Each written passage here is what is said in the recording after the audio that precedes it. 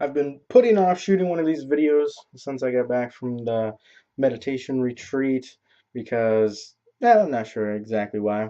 Well, I really didn't feel like talking about it too much at first. Very weird experience. 10 days. It's silent most of the time. You don't talk. It's got a very structured routine. It's designed to have you meditating about 10 hours a day. And it's a very weird experience. And it's weird incorporating back into society and then trying to incorporate what you learn there back into like a normal daily routine is really weird. I'm still getting my adjustments on that. I did earlier today change the furnace filter under the house. I have to crawl down in this weird little crawl space. It's a horribly designed house. And I kinked my neck, which is really weird. But the meditation retreat did give me a different experience of pain. So, like, my nervous system is still getting the sensation of pain, but it was a completely different experience. And I notice as I'm not doing very good at keeping up on meditation, that my experience of pain before is kind of coming back. That's interesting. That's kind of interesting to experience. But when I started doing the meditation, my mind started to clear. Right, I start clearing out the thoughts, and then I was just aware of the pain because there weren't thoughts there anymore. So my body is primarily sensing pain and a lot in my head and in my neck and down my spine, but everywhere really. So I didn't even realize that like the rest of my body's in pain because a worse pain can overshadow a lighter pain. And as I didn't have all that stuff to distract me, I was just aware of this immense amount of pain like everywhere through the nervous system. So I think the third day I went to the instructor. We had a male instructor half the time, then a female instructor the second half of the time. The organization's so busy they can't get instructors trained enough. Otherwise, they prefer to have one male, one female each one, because the men and women are kept separate. But you're in the same hall when you meditate, so it's interesting.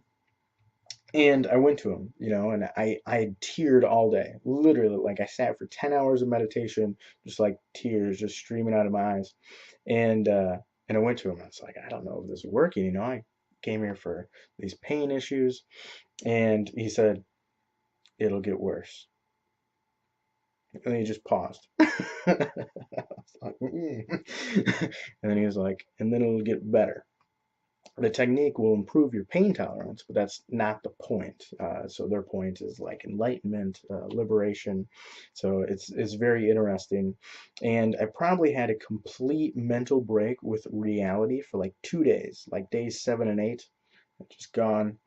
And that was interesting. I only did stuff because there's these rules that you have to do stuff. Like you can't fast. You have to eat every day. So I just ate lunch those 2 days just because it's like part of the rules. So the rules and the routine and the schedule just kind of keep you moving along. Because I would say most people have some sort of mental, emotional break at some point there, some to a large extent, some to a lesser extent. And then, really, over the last couple of days, it really came back together for me, and I understood what he was saying, that to improve your pain tolerance, and really, it's your experience of pain that you're changing because it feels different from like a subjective standpoint. It's very interesting, and I've been functioning much better since then. I think maybe because my body's not cranking out the stress hormones that it was before, or I'm not sure if I'm just able to ignore it a little better. But the experience is different. Something definitely changed, but it seems like it's coming back a little bit now that I haven't been doing as much. I've been doing a little bit, but it must be something that you have to keep up with to keep the brain essentially wired differently in how it's experiencing the pain. So that's kind of interesting to learn by experience. And there were a bunch of interesting, cool stuff. There were people from all over the place there, and they kind of phase you out at the end, so you get to talk like on the last day, and it's weird because you haven't talked to these people and this whole time really, but you feel like you know them really well. It's not extremely easy. I believe we probably had, I'm not sure exactly how many people we had there total, somewhere between 50 and 70, and we lost like 3 guys and 5 women over the 10 days that quit at some point. And they're huge into not quitting. Like you sign like commitment agreements, and they ask you repeatedly if you're committed when you're filling out stuff online and whatnot. So it was very interesting. But I would say definitely a life-changing, a life-turning moment for most of the people that go there, uh, which is it's weird to be in an environment that's so uh, such a strong catalyst, I guess, for change. So that was kind of cool. I think I might, I need to combine it with some other things. I am working on training my lateral chain a little bit because I put together that I've done a lot of different types of physical training, but when I felt the best actually was when I was doing human flags, where you grab on a pole and you stick off sideways.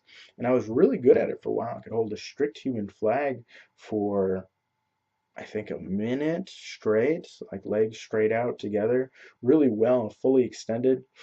And I felt amazing when I was doing that. And I really didn't put it together until just recently that just the last few days that is training that lateral movement in the spine, which I'm having trouble with my spine because we're putting a lot of pressure in it to try to adjust the bones up here and keep them adjusted. That puts a lot of pressure on the rest of the spine. And my T-spine, my thoracic spine in your upper back, is wanting to curve sometimes, develop scoliosis. And all of my training that I'd done before has probably been holding that in place or checking it or stopping it from happening. And my friend that's a chiropractor, Michael Rixey, he was really surprised that with the spinal deformities I don't already have scoliosis. The spine should be bending and warping under the pressure that it's under, and it hasn't been, which he assumed is because of all the weird types of prehab and physical training and stuff I've been into, and specifically working on the joints a lot. But because I've haven't been able to recover properly. I've been training less, which seems like maybe it's allowing some scoliosis to start to form. So I really need to train. I think that lateral chain is really going to be the key. And side levers were really it before, but I'm so weak that I can't even do the beginner steps. I've never been so weak that I couldn't do the beginner step. When I started before, I was able to at least do a little bit. Now I can do absolutely nothing. So that's kind of weird starting out from such a beginner level. But we'll see how that goes. Very interesting, and yeah, just some unique changes in my perspective. Uh, you can't even fully relate them. It's kind of it sounds kind of weird in that you're experiencing something differently. It'd be like looking at a color, but then you're looking at the color and the color seems different, and really can't fully describe that unless you use some sort of crazy metaphor or analogy, which I haven't really come up with one. Uh, yeah, I guess that's mostly what I'm up to. So Evelyn, when I came back, was very funny because, she's 10 months old or whatever she is. So she changed quite a bit in the 10 days I was gone. She's quite a bit more advanced. And that was kind of interesting to see. So that was cool. And the Toastmasters group that I got involved in up in Montague, that's just launching, they're just becoming a new Toastmasters group. I've gotten way more heavily involved in than I intended to. So that'll be interesting. I'm the vice president of education, and I really have to get it going. They don't have a system yet, so I have to set up a system and kind of get it going, then transfer and train someone else and get that off and running. So that's kind of interesting. And going back to teaching just filtered right in. Like none of my students even asked about my time off or anything like that. I just did my lessons. It was like we missed no time at all. So that was kind of an interesting experience. And in a few minutes here, I actually have another lesson. I only have one student that has classes at night now on Friday evening, 9 to 10, and which is fine with me. The evening class is kind of weird. I'd probably be getting ready for bed right now instead of getting ready for class, but that's that's all right. And those are my latest updates, I guess. Until next time.